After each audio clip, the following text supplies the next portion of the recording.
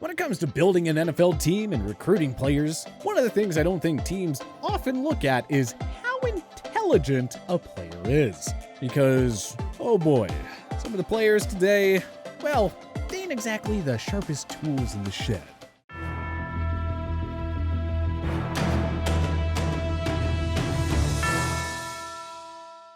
They say that stereotypes exist for a reason, and in the NFL, with some players, the whole dumb jock archetype seems to ring pretty true. This is not to say that all football players are dumb. In fact, the vast majority are actually very intelligent. But there are still a number of players that are keeping that stereotype alive and well. So without further ado, let's take a look at the 10 dumbest players in the NFL right now.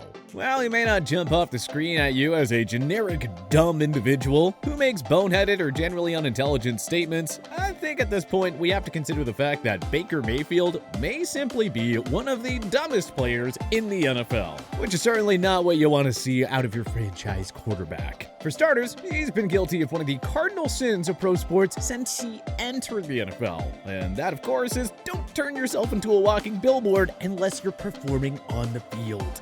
That's not to say that guys shouldn't take endorsement deals. For sure, go ahead and get your money. But Baker has been on every third commercial since he got into the league. And when you're struggling on the field in the way that he has, well, it only widens the target on your back. So maybe dumb isn't the exact word for it. He just seems to utterly lack awareness of self or others. I mean, otherwise, we would be on a podcast tour during the midst of his slow and ugly divorce with the Browns and start talking about booing regular people at their jobs. It is a funny notion, I'll give him credit. But still, not the type of attention you want to be putting on yourself during the most uncertain offseason of your career, when you're coming off an insanely disappointing year, and to make matters worse, the star receiver you were feuding with all year and pushed out of town just won a Super Bowl with a new team. Now, everyone expects quarterbacks to be these intellectual thinker types, but more often than not, they're just as dumb as the rest of us. It isn't just Baker either. Kyler Murray, another former number 1 overall pick who, like Baker, has had a rather tumultuous offseason, has also proven not to be the sharpest tool in the shed. The Cardinals quarterback has been a great player in the league since he was taken out of Oklahoma in 2018. He is a 2-time Pro Bowler, and when he's at his best, he is definitely one of the most exciting players in the league to watch. But let's be honest, he hasn't exactly been a paradigm shifter for the organization in the way that Patrick Mahomes has been for the Chiefs, or Josh Allen has been for the Bills, or even Justin Herbert has been for the Chargers. Murray made his first postseason this year and had an absolute bust of a performance. You really can't do much worse than 19 for 34 for 137 yards and 2 interceptions. The crazy thing is that if you watched it, it actually looked even worse than the stat line does. Yet, he and his agent, Eric Burkhart, an eternal meddler, decided that this was the optimal time to start unfollowing the Cardinals on social media and publicly pushing the organization for a new contract. Maybe let the ownership and, more importantly, the fans get the taste of that awful postseason performance out of their mouths before you start asking them to invest more. Kyler also, for all his highlights on the field, makes some of the strikingly dumbest plays that I've ever seen. I mean, who gives up more safeties than Murray? And then, after Kyler makes an absurdly stupid mistake, he flops around or plays dead, like he took some brutish hit instead of actually taking responsibility for the terrible play that he just made. Now, Kyler isn't the only dumb quarterback who let their ego get the best of them and, realistically speaking, thought way too much of themselves. Cough, cough, I'm looking at you, Josh Rosen and Carson Wentz. So, starting with the former, Rosen's NFL career has been one of the bigger draft busts that we've seen in recent memory. And to make matters even worse, he looks so silly for all the talk he was talking coming out of that draft. He acted all pissy for being taken 10th, claiming that all these other NFL teams were more or less going to rue the day that they passed up on chosen Rosen, only to prove utterly incapable of delivering on the field at the NFL level. Chris Collinsworth seemed to agree with the notion that Rosen was limited by his intelligence too, saying he's working through his issues. One of his issues is not being smart. Ouch. Not exactly the sugar-coated coverage that most guys typically get from the booth. But I guess it just goes to show how dumb Rosen must really be for Collinsworth to spout off about it on national television.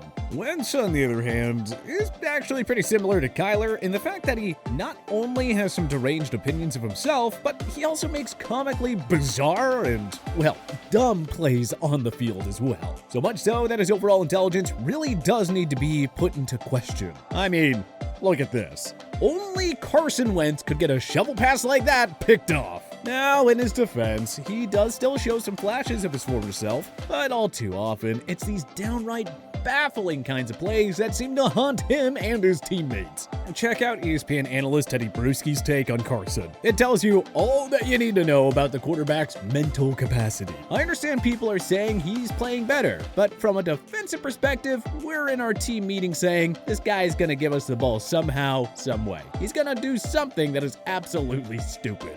And wouldn't you know it, that very game, Wentz delivered on Bruschi's prophecy. And this is a guy that still wants to act like he's a franchise quarterback. Come on, give me a break.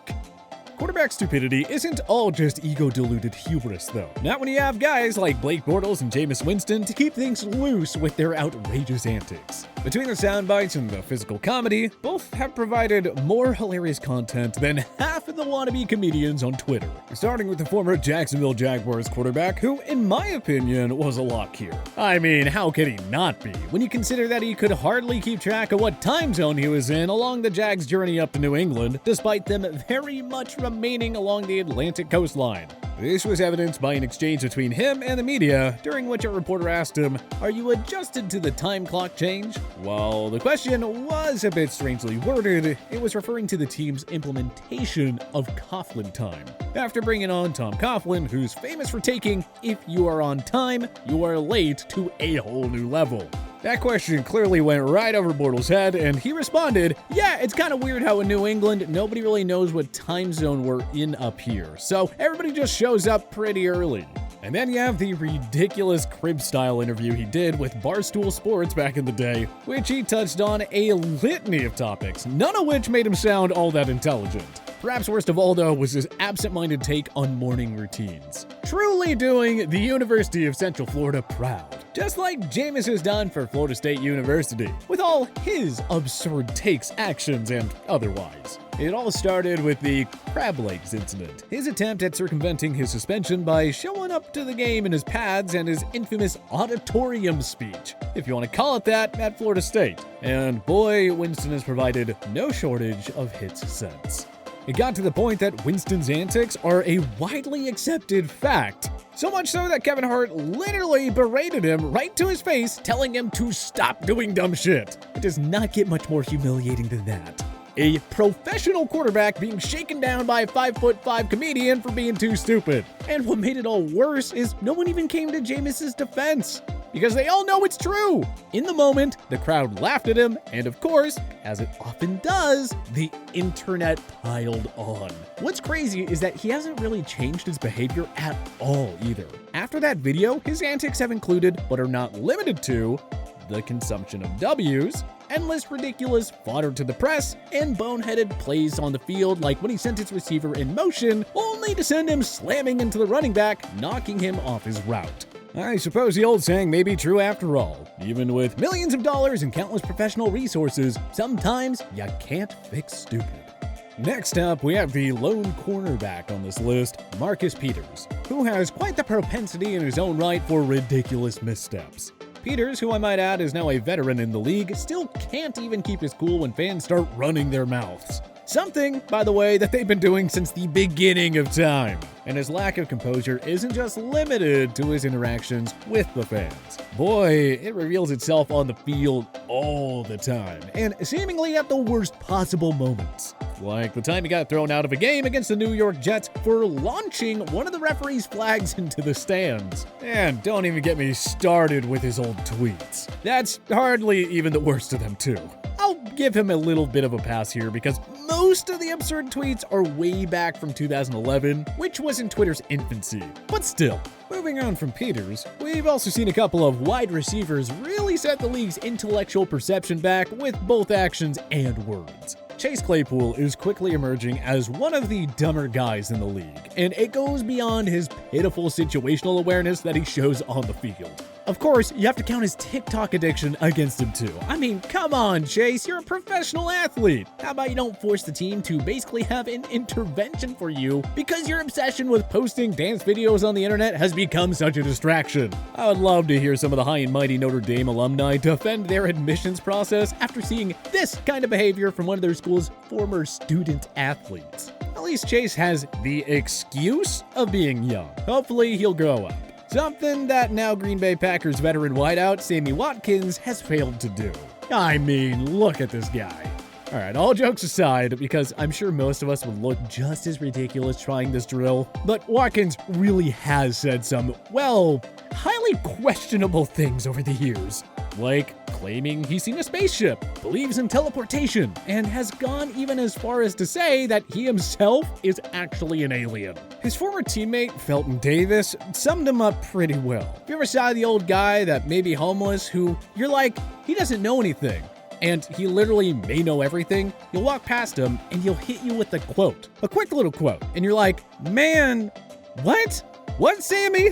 Well said, because what, Sammy, is the exact reaction that people have every time he speaks publicly about his beliefs spiritually, and really just about anything off the football field. And lastly, I think we have to include an oldie but a goodie, Antonio Brown. Including Brown was a foregone conclusion from the jump.